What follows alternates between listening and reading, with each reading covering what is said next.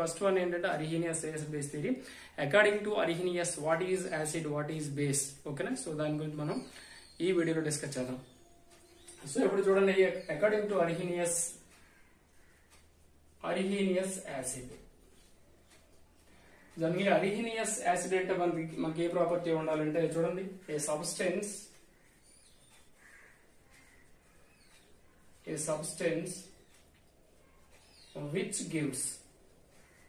which gives H plus or H3O plus ions in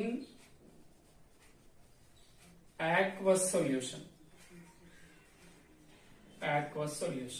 so aqueous solution లో substance ఏ substance అయితే H plus ions release చేస్తుందో, ఓకేనా. So that is called as అరిహీనియస్ acid.